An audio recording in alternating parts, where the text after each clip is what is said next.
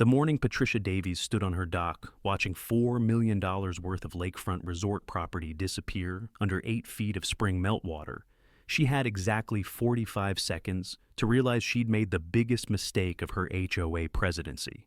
I'm David Morrison, hydrological engineer, and I was watching from my elevated property as Patricia's luxury resort, the boathouse, the wedding venue, the restaurant pavilion, all vanished beneath Lake Superior's relentless spring surge while she frantically tried to salvage what she could.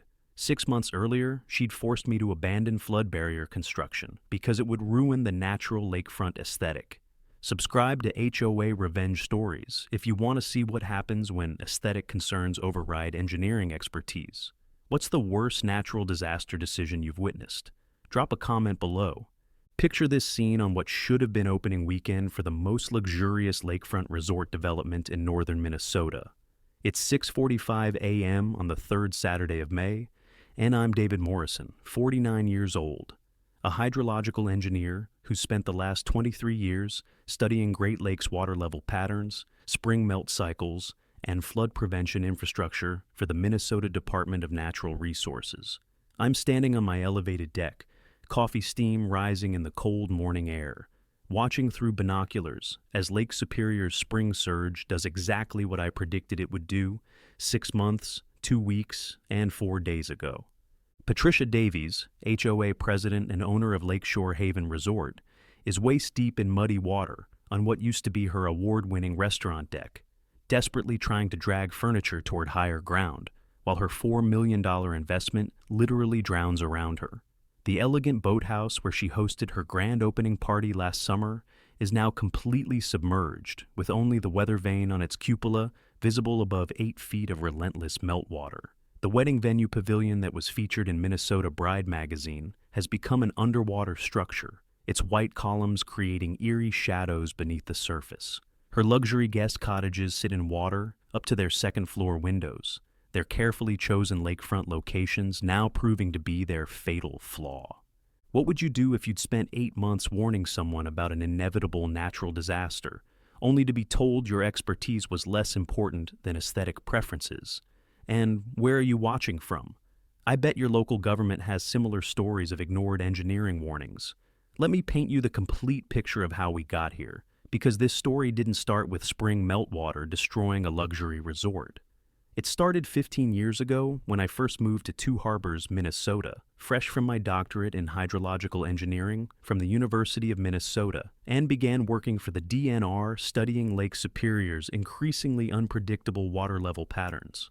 I'm David James Morrison, and my relationship with water systems began in a place most people wouldn't expect, landlocked Omaha, Nebraska.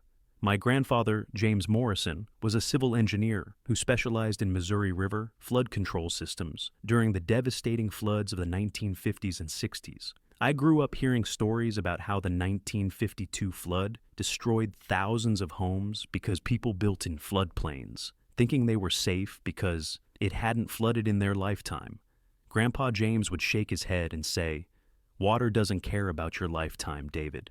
Water operates on geological timescales, and it always wins." Those words stuck with me through undergraduate studies at Nebraska, where I watched developers ignore Missouri River floodplain restrictions, through graduate school at Minnesota, where I specialized in Great Lakes hydrology, and through my entire career with the DNR.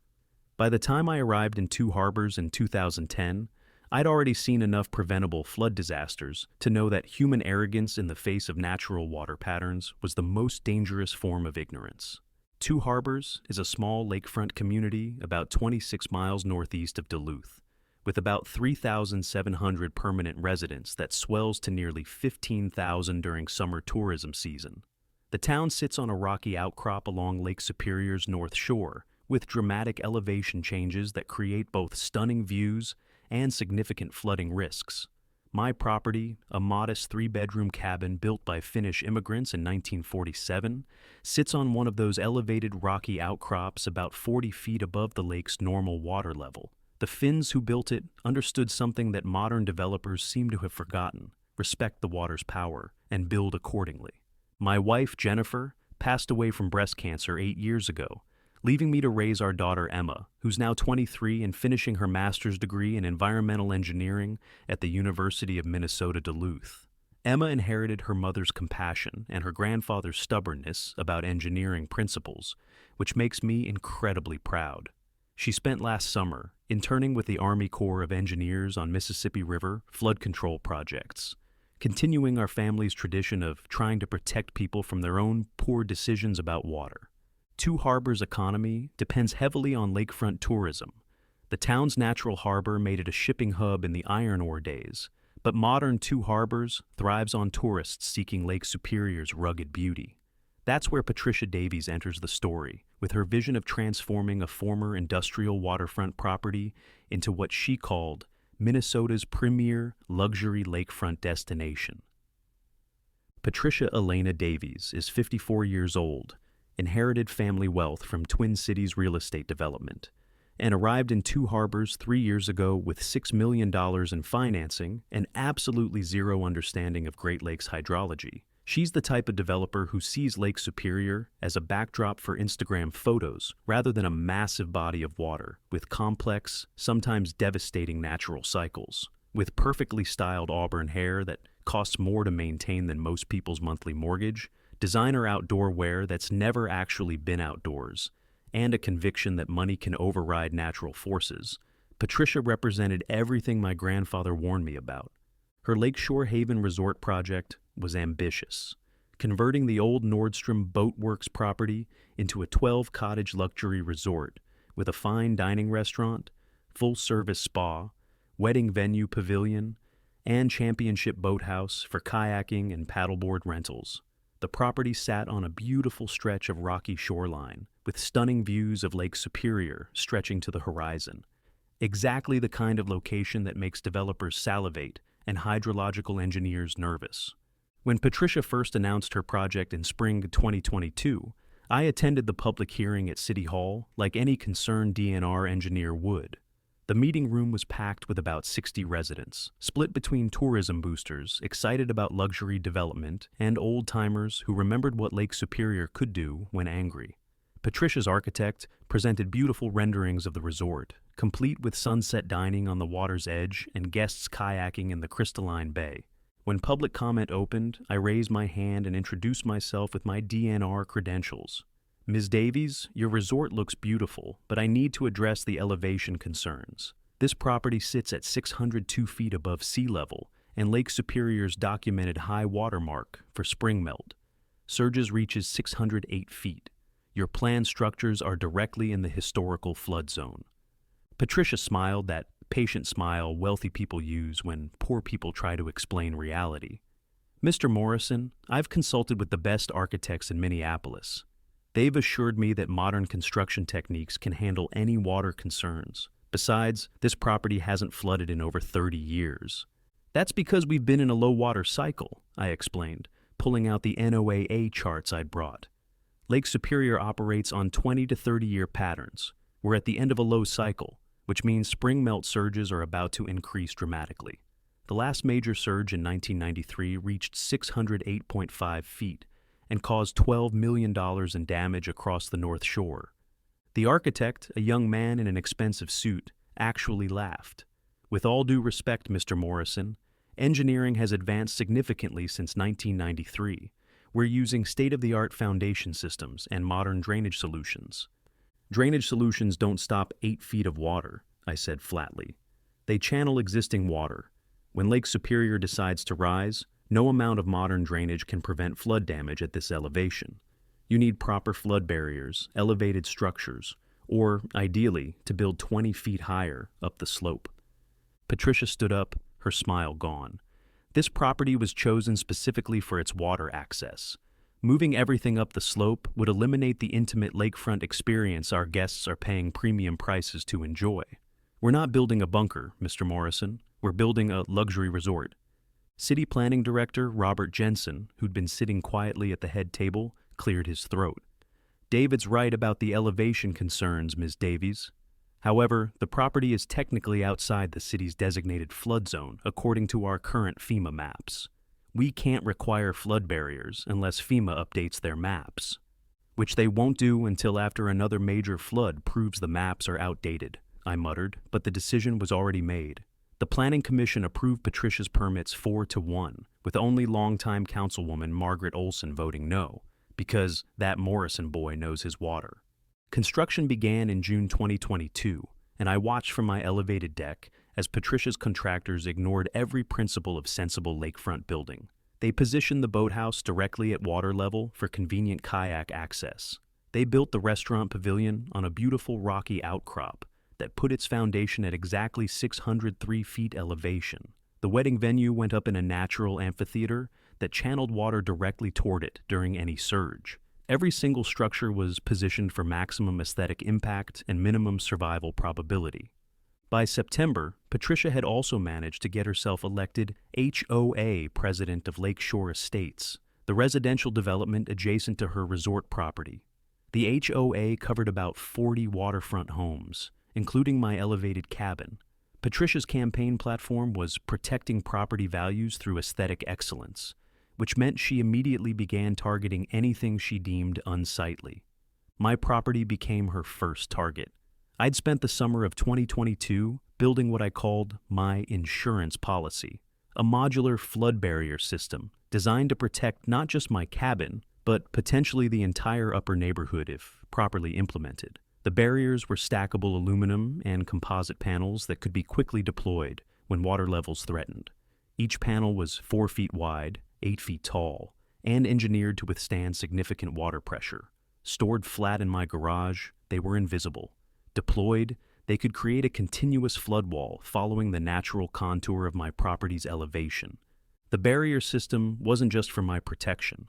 Part of my job with the DNR involved developing replicable flood prevention models that communities could adopt. I'd designed these barriers to be affordable enough for average homeowners to install, effective enough to stop major surges, and modular enough to adapt to different terrain. My property was the test site, and if successful, the system could protect hundreds of North Shore properties. In October 2022, Patricia called an emergency HOA meeting to address what she termed unauthorized construction and aesthetic violations. 28 residents showed up at the community center, and I knew immediately from Patricia's prepared PowerPoint presentation that I was the target. As your HOA president, I'm committed to maintaining the premium lakefront character that makes our community special, Patricia began, clicking to a photo of my property. Unfortunately, one resident has begun construction of industrial-looking barriers that fundamentally contradict our community's natural aesthetic. These metal panels are visible from the lake and neighboring properties, creating an eyesore that could impact all our property values. The photos she'd taken made the barriers look worse than they were, shot from angles that emphasized the industrial aluminum framing while hiding how the system integrated with natural terrain. She'd also photographed them during installation when they were scattered across my yard rather than properly stored. Margaret Olson, my neighbor and the councilwoman who'd voted against Patricia's resort, raised her hand. "Patricia, those are flood barriers. David works for the DNR. If he's building flood protection, maybe we should be paying attention instead of complaining." I've consulted with multiple engineers who assure me that flooding at our elevation is extremely unlikely, Patricia countered. David is overreacting to theoretical risks while creating very real aesthetic damage. Our HOA covenant specifically prohibits structures that negatively impact neighborhood character. I stood up, bringing the NOAA charts and lake-level projections I'd prepared. "Patricia, I'd be happy to present the scientific data supporting these barriers. Lake Superior is entering a high water cycle. Spring melt surges in the next 3 years will likely exceed anything we've seen in 30 years. These barriers protect not just my property, but could serve as a model for the entire neighborhood." "Your model looks like a construction site," Patricia snapped, "and your timing is particularly suspect, given that you opposed my resort development. This feels like retaliation disguised as engineering." The accusation caught me off guard. "This has nothing to do with your resort, though I should mention that your property is at significantly higher risk than mine because of its elevation. My property has been professionally engineered by certified architects," Patricia said coldly. "Unlike your DIY project, I'm proposing that the HOA board vote to require removal of these unauthorized barriers within 90 days. The vote was close, 3-2 in favor of requiring removal, with Margaret and another longtime resident voting no. I had 90 days to dismantle the flood prevention system I'd spent 8 months designing and installing. After the meeting, Margaret found me in the parking lot. She was 72, had lived on the North Shore her entire life, and remembered every major storm and flood. David, my father built our cabin in 1951, same as the Finns who built yours. He built it where he did because his father remembered the 1905 flood. The old-timers knew things these developers refused to learn. I'm not taking the barriers down, Margaret, I said quietly. Not permanently. I'll store them out of sight, but when the surge comes, and it will come, I'm deploying them immediately. When it comes, Patricia's fancy resort is going to learn an expensive lesson, Margaret said grimly. I just hope the rest of us don't pay for her ignorance. I spent November 2022 carefully dismantling the visible portions of my barrier system while actually improving the installation points for rapid deployment. The panels went into my garage and a weatherproof storage shed, but the foundation anchors remained embedded in the bedrock, hidden under shallow soil. From the outside, my property looked like any other lakefront cabin. From an engineering perspective, I'd created a flood defense system that could be fully deployed in under 6 hours. Patricia's resort continued construction through the unusually mild winter of 2022 to 2023. By March, the structures were complete, and she began the intensive interior work that would transform her $4 million investment into Minnesota's premier luxury destination. The boathouse got custom-milled cedar interior paneling. The restaurant imported Italian marble for its dining room floors. The wedding pavilion featured crystal chandeliers that cost more than most people's cars. Every detail screamed expensive, exclusive, sophisticated, and vulnerable. I watched the water levels obsessively that winter. Lake Superior's ice coverage was lighter than normal, which meant less insulation and faster spring warming. Snowpack in the northern watershed was 140% of normal, meaning massive meltwater volumes would hit the lake starting in April. The conditions were lining up perfectly for a major surge, exactly what I'd been predicting.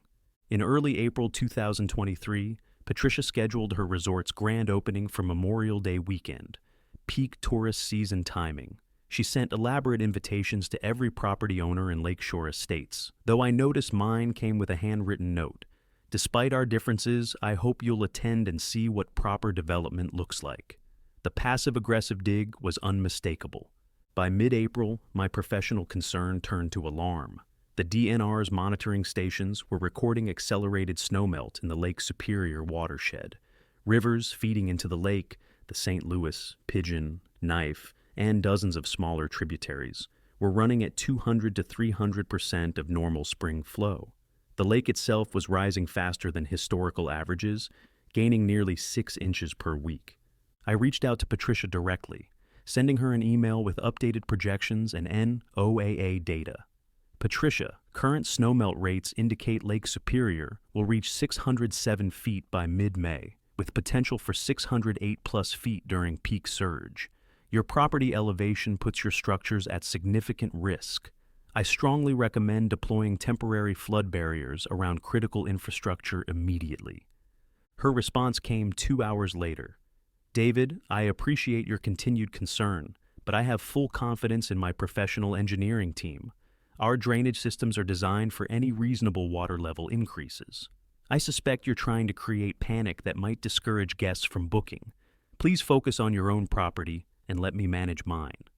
The complete dismissal was frustrating, but not surprising. I'd seen this pattern before. Developers so invested in their vision that contradictory data became personal attacks rather than useful information. I forwarded the exchange to my supervisor at the DNR with a note, "Documented warning provided. Property owner refuses mitigation. Request authority to deploy emergency barriers if surge exceeds 607.5 feet." By late April, the surge acceleration became impossible to ignore. Local news stations began running stories about unusually high lake levels. The Duluth News-Tribune published an article featuring my concerns, which Patricia publicly dismissed as alarmist fear-mongering from someone with a vendetta against successful development. May arrived with unprecedented warmth. Temperatures in the high 70s, 15 degrees above normal, accelerated snowmelt exponentially. The lake was rising 3 inches per day, a rate I'd never seen in my career. On May 10th, Lake Superior reached 606 feet, 4 feet above normal and climbing. I spent that weekend deploying my barrier system. Working alone, except for Emma, who drove up from Duluth to help, we installed 48 panels in 18 hours, creating a continuous flood wall that followed the natural contour 70 feet downslope from my cabin. The barriers formed a semicircle protecting not just my property, but potentially channeling overflow away from the 5 homes immediately below mine. Patricia noticed immediately. On Monday morning, she was at my door at 7:15 a.m., professionally dressed despite the early hour. "David, those barriers are back. You're in direct violation of HOA covenants. I'm prepared to fine you $500 per day until they're removed." I was finishing my coffee, still in the work clothes from the weekend deployment. "Patricia, Lake Superior is at 606 feet and rising. In 48 hours, we'll hit 607. Your property is going to flood. These barriers protect my home and potentially several neighbors. Fine me if you want, but I'm not removing them." "You're being dramatic," she snapped. "My engineers assured me our drainage can handle elevated water levels." "Your engineers don't understand Great Lakes hydrology," I said flatly. "Drainage handles surface water. It doesn't stop lake surges. When Superior hits 608 feet, and it will, 8 feet of water is going to cover your entire resort property. Your boathouse will be underwater. Your restaurant will be ruined. Your wedding pavilion will be destroyed. And those beautiful luxury cottages you're charging $800 per night for will have water up to their second-floor windows." Patricia's expression hardened. "If you're trying to sabotage my opening weekend, it won't work. I'm documenting these harassment attempts. And those barriers are coming down, even if I have to get a court order." She left, and I watched her drive back toward her resort property. Through binoculars, I could see construction crews doing final landscaping work, completely oblivious to the disaster forming 60 miles upstream, where meltwater was pouring into the lake at catastrophic rates. The next morning, May 16th, Lake Superior reached 607 feet. The normal shoreline was now underwater, with waves lapping at structures built for waterfront access. Patricia's boathouse dock was submerged 6 inches deep. The first-floor entrance to her restaurant was wet. Small pools were forming in the low spots of her property. I called the DNR emergency line and spoke with my supervisor, Tom Richardson. "Tom, we're going to hit 608 by Friday. Davies' property is going to be catastrophically flooded. I need authorization to deploy emergency barriers on her land." "David, she's refused assistance multiple times. We can't force protection on private property owners. All we can do is document and respond to emergency calls." "So we just watch $4 million get destroyed?" "We watch people make their own choices," Tom said grimly. "Even bad ones. Keep your barriers up and document everything. This is going to be a case study." By Wednesday, May 17th, Lake Superior was at 607.5 feet, and the surge pattern was accelerating. The NOAA Weather Service issued flood warnings for the entire North Shore.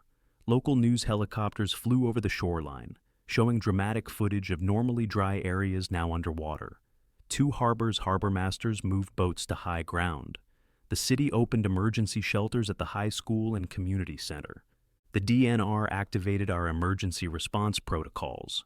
I spent Wednesday coordinating with coastal communities from Duluth to Grand Marais, helping local officials identify high-risk properties and deploy temporary barriers where possible. By 3 p.m., we'd evacuated 47 lakefront homes between 2 harbors and Silver Bay. Property owners were cooperative, understanding that when the DNR says evacuate, you evacuate. Except Patricia.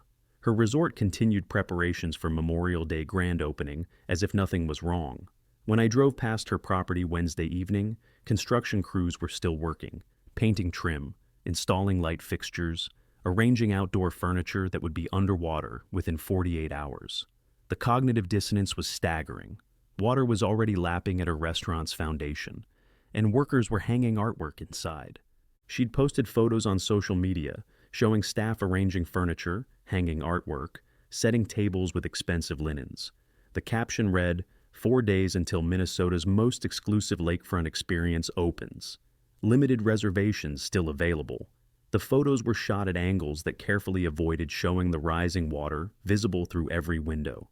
The comments section had become a mixture of concern and morbid fascination. "Patricia, the news is showing massive flooding. Are you okay? The DNR engineer who warned you was right. Please evacuate. I had a reservation for Memorial Day weekend. Should I cancel?" This is like watching a train wreck in slow motion. Patricia's responses grew increasingly defensive and detached from reality. Minor water level fluctuations are normal for lakefront properties. Our drainage systems are handling everything beautifully. Some people are trying to sabotage our opening with exaggerated fear-mongering. We remain confident and on schedule. To our concerned guests, Lakeshore Haven Resort will open as planned. We've invested $4 million in the finest infrastructure and won't let alarmists ruin our celebration. Margaret called me Wednesday night, her voice worried. "David, I've known Patricia for 3 years now. I've seen her make bad decisions before, but this is different. She's not seeing reality anymore. The water is literally at her doorstep, and she's acting like it's a minor inconvenience." "She's too invested to admit failure," I said. "She spent 2 years and $4 million on this project. Accepting that it's doomed means accepting that she ignored expert warnings and destroyed her own dream. That's psychologically impossible for someone like Patricia." "Her staff are starting to quit," Margaret said. "I talked to her restaurant manager yesterday. He said Patricia won't discuss evacuation plans, won't talk about canceling the opening, won't even acknowledge the flooding. He walked off the job because he felt unsafe being there." By Thursday morning, May 18th, the situation had become surreal. Lake Superior reached 607.8 feet, putting Patricia's property under active flooding. Her boathouse was underwater, up to its windowsills. The restaurant's first floor had 3 inches of standing water that her pumps couldn't handle. The wedding pavilion sat in a pool of muddy lake water. Emergency crews were placing sandbags around 2 harbors downtown businesses. But Patricia refused assistance. I made one final attempt Thursday afternoon, coordinating with Tom Richardson at the DNR. "Tom, I need authorization to enter Davies' property with emergency equipment. She's not responding rationally." "David, she's refused assistance 4 times now. We've documented every refusal. At this point, she's choosing this outcome. We can't force help on someone who won't accept reality." I drove down to the resort property anyway, finding Patricia standing in ankle-deep water inside her restaurant, watching pumps fight a losing battle against Lake Superior. Her construction manager stood nearby, looking defeated. The restaurant's beautiful Italian marble floors were submerged, the expensive furniture saturated, the electrical systems sparking ominously as water reached outlets. "Patricia, Lake Superior is going to reach 608 feet tomorrow. That's 8 feet of water covering your entire property. Your grand opening is 4 days away. You need to evacuate valuable items and accept that this opening isn't happening." She turned on me with fury I hadn't seen before, water splashing around her designer boots. "This is your fault. You created panic with your alarmist predictions. You poisoned public perception. You told the media I was ignoring warnings, made me look incompetent. You've sabotaged my business before it even opened. I'm going to sue you personally for every cent of damages." "I'm trying to help you minimize those damages," I said calmly, gesturing at the water around us. "Patricia, you're standing in Lake Superior right now, inside your restaurant. This isn't a prediction anymore. It's happening. Move furniture, equipment, anything valuable to higher ground. The water is coming, whether you accept it or not." "Get off my property," she said, her voice cold and shaking, "and take your smug predictions with you. I don't care what your instruments say. I don't care what happened in 1993. This resort opens Memorial Day weekend, and when it does, you're going to look like the fool who tried to destroy Minnesota's premier luxury destination." Her construction manager caught my eye and shook his head slightly, a gesture of helplessness. I left, knowing I'd done everything professionally possible. Some disasters can't be prevented because the person being warned refuses to see danger until it's too late. That night, I barely slept, checking water level monitors every hour. At 2 a.m. Friday morning, Lake Superior reached 608 feet. At 4 a.m., it hit 608.3 feet. At 6 a.m., it was 608.5 feet and still rising. The surge was exceeding even my worst projections. I made coffee at 6:30 a.m. and walked out to my deck, binoculars in hand. The scene below was apocalyptic in its methodical destruction. Lake Superior had become an unstoppable force, reclaiming territory humans had foolishly claimed as their own.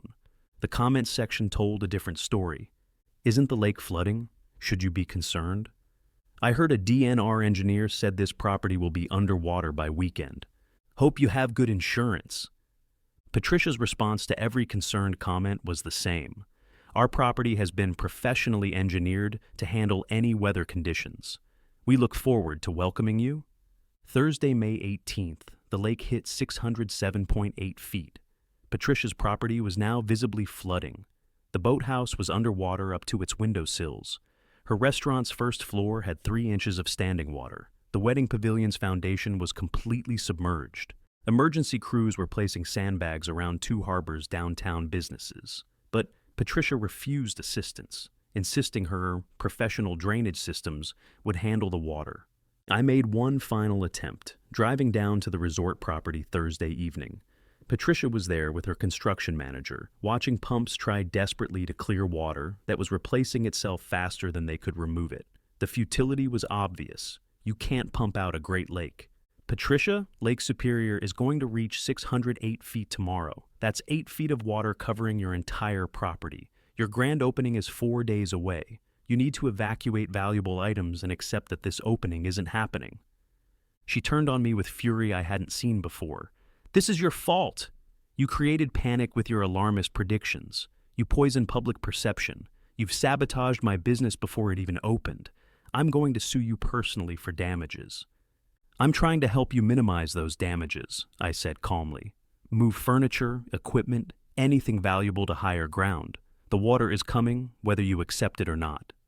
Get off my property, she said coldly, and take your smug predictions with you. I left, knowing I'd done everything possible. That night, I barely slept, checking water level monitors every hour. At 2 a.m. Friday morning, Lake Superior reached 608 feet. At 4 a.m., it hit 608.3. By dawn, it was still rising. Friday, May 19th, I stood on my deck at 6:45 a.m. and watched through binoculars as Patricia's resort drowned. The water was moving fast now, pushed by wind and ongoing surge. Her boathouse disappeared first. One moment the cupola was visible above water, the next moment only the weather vane remained. The restaurant pavilion followed, its expensive Italian marble floors now under 6 feet of muddy lake water. The wedding venue's crystal chandeliers went dark as water reached the electrical systems. Patricia's luxury cottages, built for intimate lakefront access, were now lakefront in a way she never intended. Water reached their second-floor windows, turning $800 per night accommodations into submerged structures. The careful landscaping was gone. The decorative rock walls were underwater. The entire $4 million investment had become a disaster zone. And Patricia stood on her dock, the only structure still partially above water, frantically making phone calls while waves lapped at her knees. I could see her gesturing wildly, pointing at the water as if explanations would make it recede. By noon Friday, Lake Superior had stabilized at 608.7 feet, the highest level recorded since 1993. Patricia's entire resort property was under an average of 8 feet of water. The grand opening scheduled for Memorial Day weekend was impossible. The business she'd spent 2 years and $4 million building was destroyed before a single paying guest ever checked in. The aftermath played out over months, each phase revealing new layers of catastrophe. By June 1st, Lake Superior had stabilized at 608.7 feet, the highest level recorded since the legendary 1993 surge. Patricia's property remained underwater for 23 days before water levels began their painfully slow recession. When the water finally retreated enough to assess damage, the destruction was total and irreversible. The boathouse structure had shifted 3 feet off its foundation from hydrostatic pressure. The restaurant's Italian marble floors were cracked and buckled, the expensive hardwood wall paneling warped beyond repair, every electrical system corroded by muddy lake water. The wedding pavilion's crystal chandeliers had crashed to the floor when their mounting hardware failed underwater. The luxury cottages showed black mold growth throughout their interior walls within 72 hours of drainage. Patricia's insurance company sent 3 investigators in early June. They spent 4 days photographing damage, reviewing construction documents, and interviewing witnesses. Their preliminary report arrived June 15th with devastating conclusions. Flood damage resulting from negligent construction in documented flood zone. Multiple expert warnings ignored. Policy exclusions apply. Claim denied. The insurance denial meant Patricia was personally liable for $4 million in construction debt with 0 recovery possibility. The resort she'd envisioned as Minnesota's premier luxury destination was legally uninhabitable, structurally compromised, and environmentally hazardous due to mold contamination. Demolition estimates came in at $480,000. Money she didn't have. The Two Harbors building inspector's June review was equally damning. City Inspector Robert Chen's 40-page report documented every warning Patricia had received and ignored. Property owner was repeatedly advised by qualified DNR hydrological engineer of elevation-related flood risks during permit application process. March 2022. Engineer provided NOAA historical data showing 608+ foot surge potential. Architect acknowledged warnings, but proceeded with low-elevation construction.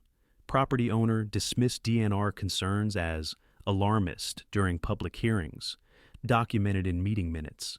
Subsequent flooding occurred exactly as predicted by DNR engineer. Conclusion: preventable disaster resulting from ignoring qualified expert warnings. The report became public record, which meant local and regional media had access to the full timeline of warnings, dismissals, and consequences. The coverage was brutal and sustained. The Duluth News-Tribune ran a 3-part investigative series titled The $4 Million Lesson: When Development Hubris Meets Natural Reality. Part 1 chronicled my warnings during permit hearings with direct quotes from meeting transcripts. Part 2 featured interviews with the architect and construction manager, both of whom admitted they'd been uncomfortable with the elevation, but deferred to Patricia's insistence. Part 3 analyzed the broader implications for North Shore development, featuring my commentary on how climate change was making surge patterns less predictable and more severe. Minnesota Public Radio produced a 20-minute segment for their Climate Reality series, contrasting Patricia's flooded resort with my protected cabin. The reporter interviewed both of us, Patricia defensive and evasive, me showing the barrier system and explaining the engineering principles. The segment ended with drone footage of the devastated resort property beside my intact cabin, a visual contrast that needed no additional commentary. Regional television stations repeatedly showed before and after comparisons. Patricia's beautiful architectural renderings beside photos of submerged structures. The juxtaposition became a viral social media phenomenon, shared thousands of times with captions like, "This is what happens when you ignore engineers," and "Nature doesn't care about your aesthetics." By mid-June, Patricia stopped responding to media requests. Her social media accounts went silent after one final post. Lakeshore Haven Resort's grand opening has been postponed indefinitely due to unprecedented weather conditions beyond our control. We appreciate everyone's patience during this challenging time. The comment section filled with people posting screenshots of my warnings and her dismissive responses from the previous year. The financial collapse accelerated through July. Patricia's primary lender, North Shore Community Bank, filed foreclosure proceedings on July 8th after she missed 2 consecutive payments on her $3.2 million construction loan. Her secondary investor, a Minneapolis real estate fund that had provided $1.5 million in equity financing, sued for fraud and misrepresentation, claiming Patricia had concealed flood risk information during fundraising. The bankruptcy filing came July 19th, Chapter 7. Liquidation, not reorganization. The petition listed $6.3 million in total debts, including construction loans, investor equity, contractor bills, and the $480,000 demolition estimate.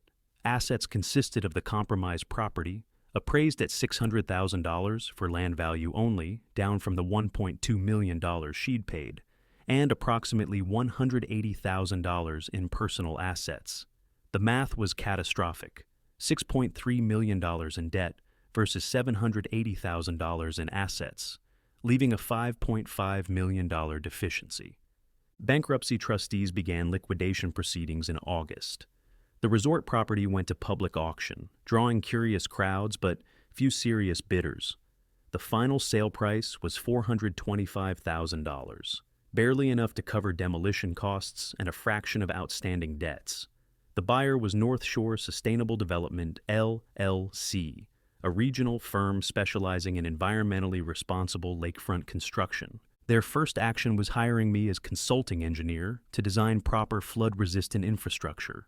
The irony wasn't lost on anyone. The engineer Patricia had dismissed as alarmist was now being paid to do exactly what he'd recommended 18 months earlier. The HOA situation resolved itself with Margaret Olson's leadership. Patricia resigned as president in late June, citing personal financial difficulties requiring my full attention. Margaret called a special election, running unopposed with a platform of science-based community standards. Her first board meeting in July addressed the flood barrier controversy directly. David Morrison's barriers protected his property and prevented overflow damage to 5 neighboring homes during the surge, Margaret stated for the record. This HOA will not punish smart engineering to preserve aesthetic illusions that endangered our community. Effective immediately, flood barriers are not only permitted but recommended for all properties below 610 feet elevation. The policy reversal led to rapid adoption throughout Lakeshore estates. By September, 12 homeowners had installed barrier systems modeled on mine. By the following spring, that number reached 27. The barriers became a source of community pride rather than controversy, visible symbols of residents who respected natural forces instead of fighting them. My barrier system attracted attention far beyond our small community. The DNR published a comprehensive case study in October 2023, Modular Flood Barrier Performance. During 2023 Lake Superior Surge Event, the 30-page report documented how my $12,000 barrier investment had prevented an estimated $425,000 in potential flood damage to my property and 6 neighboring homes that benefited from overflow redirection. The case study included detailed engineering specifications, cost analyses, and installation instructions. Within 3 months, 43 North Shore properties had installed similar systems. By the following spring, that number exceeded 100. Hardware stores in Duluth and 2 harbors began stocking the specialized aluminum panels and foundation anchors, turning my prototype into a regional standard. Emma's master's thesis expanded on the DNR case study, analyzing the broader economic implications. Cost-benefit analysis of residential flood, barrier systems in Great Lakes communities. Her research demonstrated that barrier installations averaging $8,000 to $15,000 prevented flood damages averaging $350,000 to $500,000 per property during major surge events. The thesis won the University of Minnesota Civil Engineering Department's Outstanding Research Award and was published in the Journal of Coastal Engineering. Academic recognition led to professional opportunities. The University of Minnesota's Department of Civil Engineering invited me as an adjunct professor, teaching a winter term course titled Natural Disaster Prevention: Engineering Solutions for Climate-Challenged Communities. The course examined case studies where human aesthetic preferences or economic pressures override engineering reality, with Patricia's resort featured prominently as a cautionary tale. The class enrolled 68 students, requiring a move to a larger lecture hall.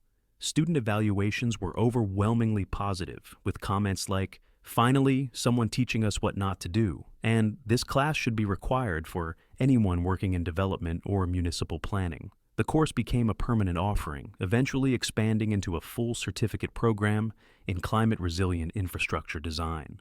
2 Harbors City Council acted decisively to prevent future disasters.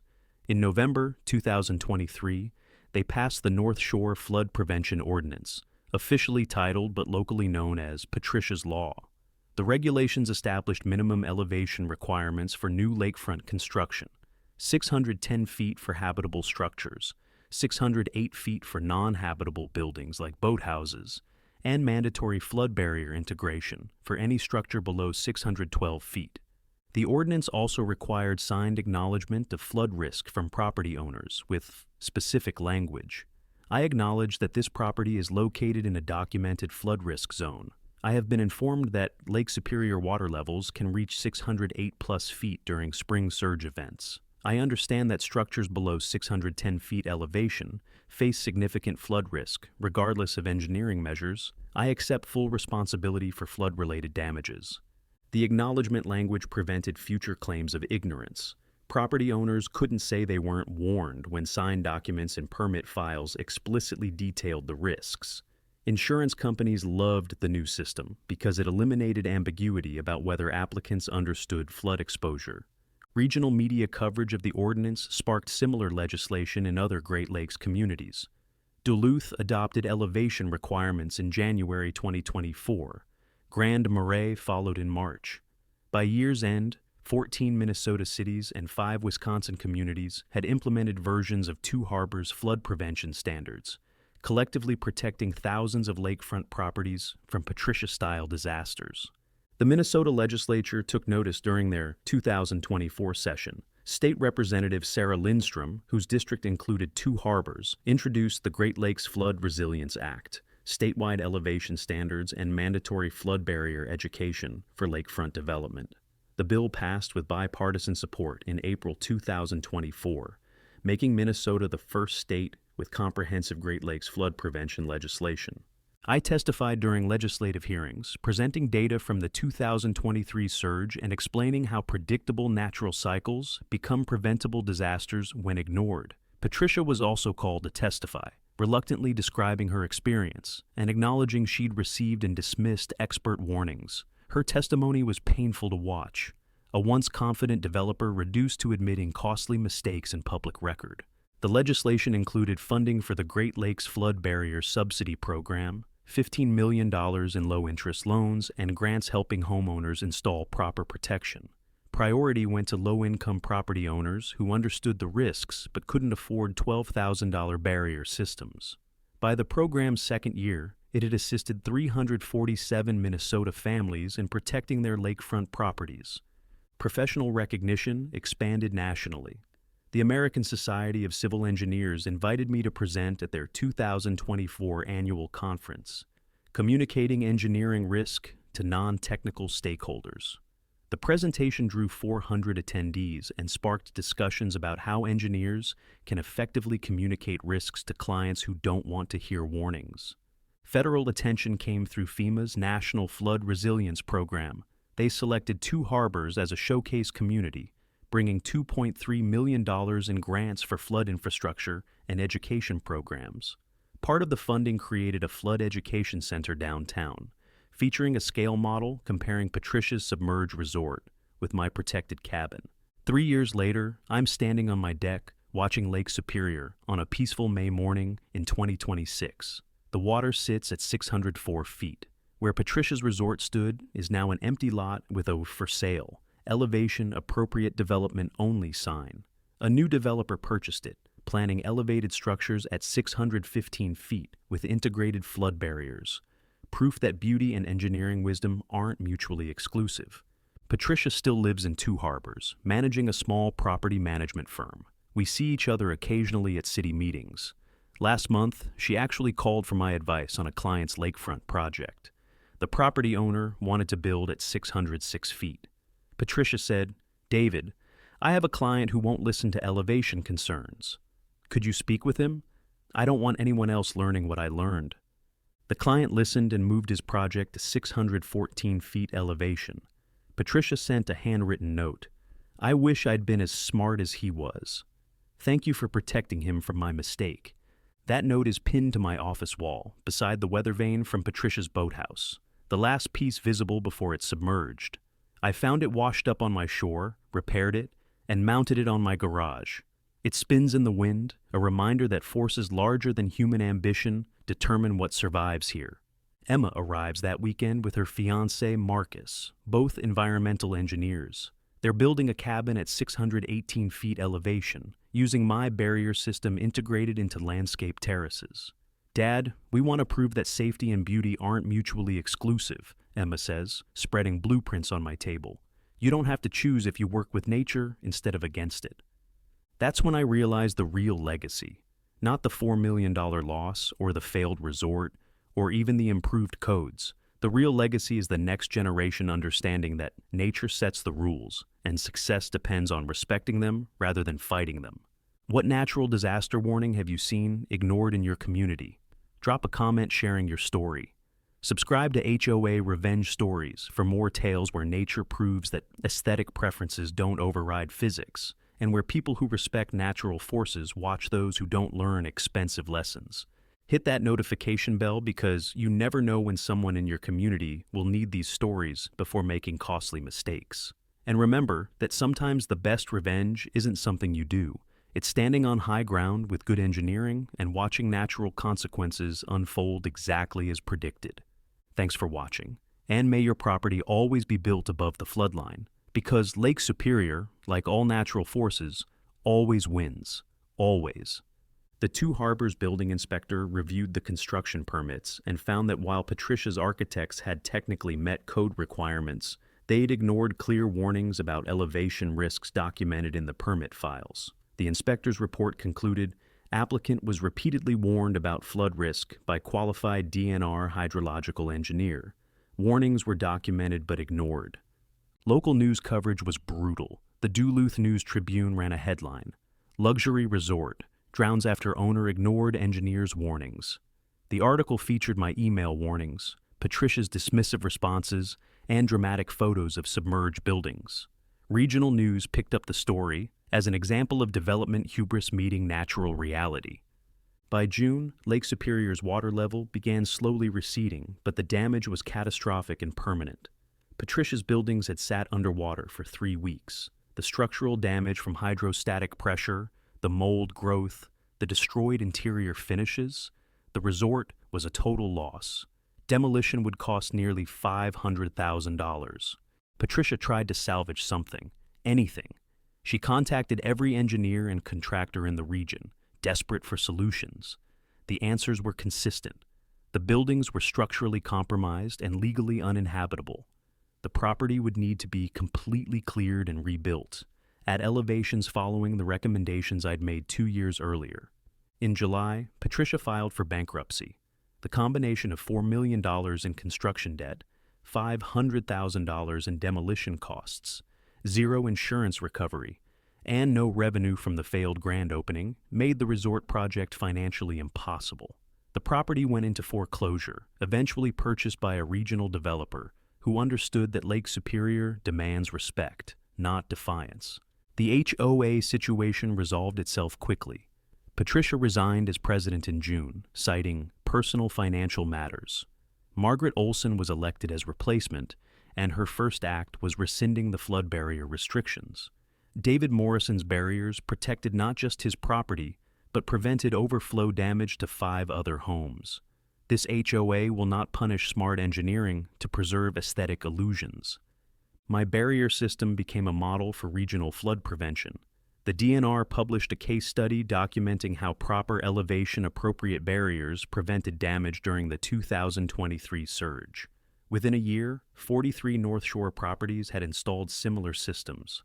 Emma's master's thesis analyzed the cost-benefit ratio. My $12,000 barrier investment prevented an estimated $400,000 in potential flood damage to my property and neighboring homes. The University of Minnesota's Department of Civil Engineering invited me to present a guest lecture series on natural disaster prevention, when human aesthetic preferences override engineering reality. The lectures drew standing room crowds of students hungry to understand how to prevent the disasters they'd inherit from previous generations' poor decisions. Two Harbors updated its building codes, establishing minimum elevation requirements for lakefront construction and mandating flood barrier integration for structures below 610 feet elevation. The new regulations were nicknamed Patricia's Law locally, though officially titled the North Shore Flood Prevention Ordinance. Every permit now required signed acknowledgement of flood risk from property owners. 3 years later, I'm standing on my deck watching Lake Superior on another spring morning. The water is calm today, sitting at a peaceful 604 feet. Where Patricia's resort once stood is now an empty lot with a for sale, elevation appropriate development only sign.